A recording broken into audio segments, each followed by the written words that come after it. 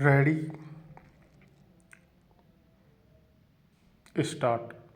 उपसभापति महोदय, योजनाएं हाथ में ली गई हैं जिनके द्वारा लोगों को काम मिल रहा है और सस्ते गल्ले की दुकानें खोली गई हैं। जहां आवश्यक है वहां मुफ्त खाना भी दिया जा रहा है। विदेशों से आए हुए अन्न की कीमत अधिक होने के कारण अन्न का दाम चढ़ गया है।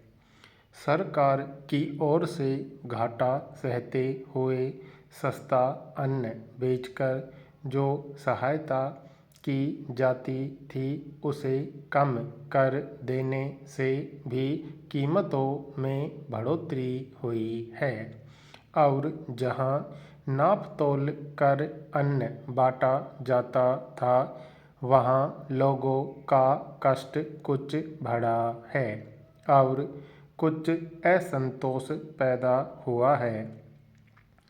वस्तुओं के मूल्य में गिरावट आने से इसका प्रभाव कुछ कम हो गया है।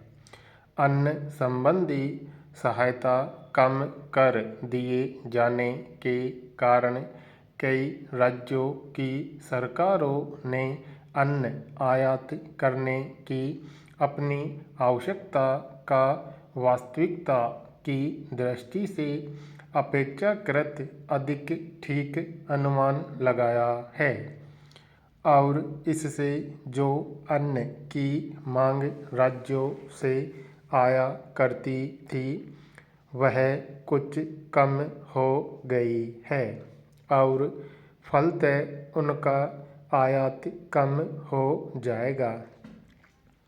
यह आज की स्थिति में और आगे के लिए भी अवश्य ही लाभदायक है।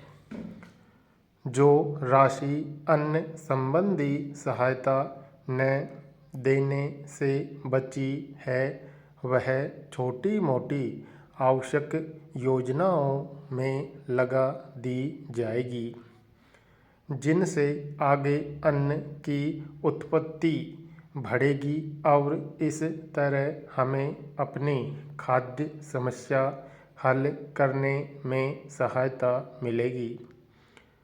हमारी सरकार इन सब बातों पर बहुत ध्यान से विचार कर रही है। उसे तात्कालिक और भविष्य के लाभ को तुलनात्मक दृष्टि से देखना है। साथ ही वह इस बात के लिए भी चिंतित है कि लोगों को कोई कष्ट न हो और उससे जो कुछ हो सकेगा वह इस विपत्ति को टालने के लिए करेगी। योजना आयोग अपनी पंचवर्षीय योजना को अंतिम रूप दे रहा है।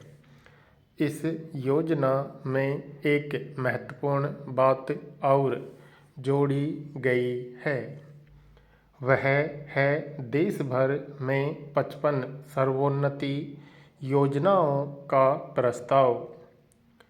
संयुक्त राज्य अमेरिका के प्राविधिक सहयोग योजना द्वारा दी गई सहायता से ही यह संभव हो सका है। इस सर्वोन्नति योजना का प्रयोजन न केवल खाद्य पदार्थों का उत्पादन बढ़ाना ही है बल्कि उससे भी कहीं अधिक यह है कि सब लोगों के रहन-सहन का स्तर ऊंचा किया जाए।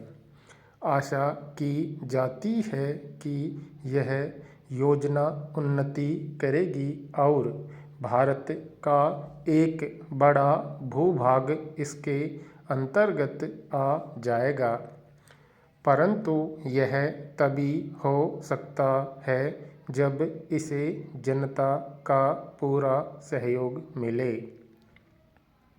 मेरा हार्दिक विश्वास है कि इस बात में भी, जैसे कि योजना आयोग के और दूसरे प्रस्तावों को पूरा करने में मिला है, जनता का पूरा सहयोग मिलेगा। कृषि द्वारा उत्पादन के मिले जुले कार्यक्रम में संतोषप्रद प्रगति हुई है।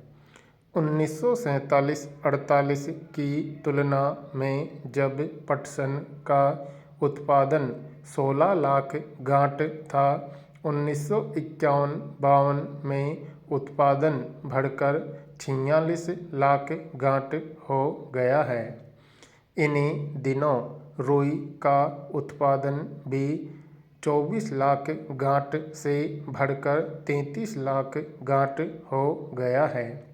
यद्यपि कुछ प्रदेशों में सूखा पड़ जाने से इस बढ़ती से कोई लाभ नहीं पहुंचा है।